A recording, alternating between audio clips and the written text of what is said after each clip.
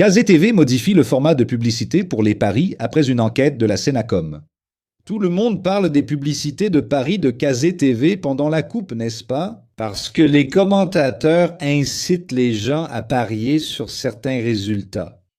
Ils parlent comme des spécialistes et disent « Regardez, si telle équipe marque un but en seconde mi-temps, ça paiera X pour chaque réal misé. » Alors, ils incitent à la personne à jouer et souvent, c'est un résultat improbable.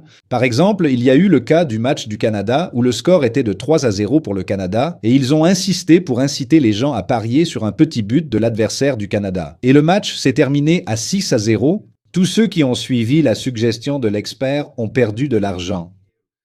Et ça, c'est irrégulier, ce n'est pas légal, n'est-ce pas? Ce n'est pas légal. Donc, à cause de cela, une enquête a été ouverte contre KZTV au Secrétariat national du consommateur. De leur propre initiative, avant la sortie des résultats de l'enquête, ils ont mis fin à cette plaisanterie. Il y a toujours des pubs de paris pendant la Coupe du Monde et sur KZTV, mais il n'y a plus de QR code ni de personnes incitant à parier sur un résultat. Ils font juste la pub pour les paris. Ça ne devrait même pas exister, non? La pub pour les paris devrait être interdite comme celle des cigarettes. On ne devrait pas en faire la promotion parce que ce truc rend accro, c'est un problème de santé publique, non? Ça détruit l'économie des familles. Donc, à cause de ça, il ne devrait même pas être permis de faire de la publicité. Mais au moins, KZTV a changé un peu là-dessus. Ils ont vu qu'ils recevaient beaucoup de critiques, qu'ils se faisaient attaquer sévèrement sur les réseaux sociaux. Ils ont même perdu de l'audience. Il y a moins de gens qui regardent les matchs sur KZTV depuis que cette histoire a commencé. Ensuite, Casimiro a tenté de se justifier, ce qui a empiré les choses. Il a affirmé que, imaginez, cela ne dérangeait personne. La musique dérange beaucoup, Kazé, beaucoup. Vraiment, n'est-ce pas? Enfin. Le programme Desenrola pour les MEI va refinancer 12,4 milliards de dettes selon le ministre. Donc, il y a aussi ça, il y a le programme Desenrola qui fonctionne très bien pour les particuliers et maintenant il y aura le Desenrola pour les MEI. Ces personnes arrêtent souvent de payer le DAS, n'est-ce pas? Ce document sert à la collecte.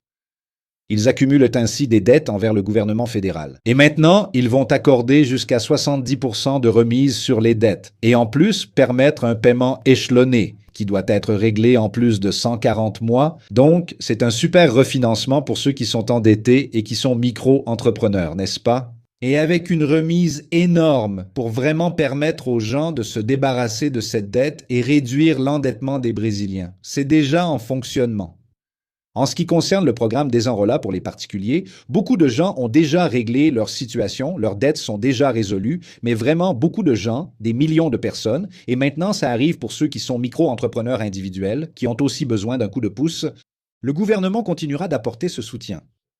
Drica Valença, Ricardo Mello, bonsoir. C'est la première fois que je te regarde en direct. Ça m'inquiète que tant de gens ne comprennent pas les chiffres. C'est vrai, tu sais, Drica, ça m'effraie. Moi aussi, ça me fait très peur, vraiment. Tu parles, tu présentes les arguments, tu donnes les chiffres, tu présentes les faits, n'est-ce pas? Et même comme ça, les gens ne se laissent pas convaincre. Pourquoi? Parce qu'ils sont déjà devenus des supporters, n'est-ce pas? Ils ne sont plus des électeurs, ce sont des supporters. Un supporter reste fidèle à son équipe, même si elle est mauvaise, si le dirigeant est corrompu ou si un joueur a vendu le match, il la soutient toujours. C'est le cas de ces gens qui sont des électeurs supporters, ce qui est une tristesse pour la démocratie brésilienne. Data Tempo, Lula est en tête dans tous les scénarios du premier et du second tour dans le Minas Gerais. Pourquoi ai-je apporté un sondage de l'État et non du Brésil? Parce que tout le monde dit que celui qui gagne dans le Minas gagne au Brésil, non? Ça a toujours été comme ça. Tous les présidents élus démocratiquement au Brésil ont remporté l'élection dans le Minas Gerais. Donc, c'est un thermomètre parce que le Minas Gerais est un État très grand, il y a plus de 860 communes, et c'est un État qui a les caractéristiques de plusieurs régions du Brésil. Donc, par exemple, là dans le Triangle Mineiro et le sud du Minas, c'est très similaire à la mentalité des paulistes, des Goianos, n'est-ce pas, dans le cas du Triangle. N'est-ce pas? Le nord du Minas a des caractéristiques plus proches des habitants du nord-est. Là, à l'est du Minas, ou en arrivant vers Juiz de Fora aussi, on retrouve une caractéristique plus typique du sud-est, comme celle de Rio de Janeiro. Ici, vous avez la capitale qui a une caractéristique propre. Donc, l'État du Minas Gerais est considéré comme un petit Brésil avec plusieurs types d'électeurs. C'est pour cela. Et Data Tempo est en fait une étude de recherche du journal Au Tempo, qui est l'un des journaux les plus importants du Minas Gerais et qui présente les chiffres, ainsi Lula avec une tranquillité, une super tranquillité. Lula 42,3, Flavio Bolsonaro 23,8.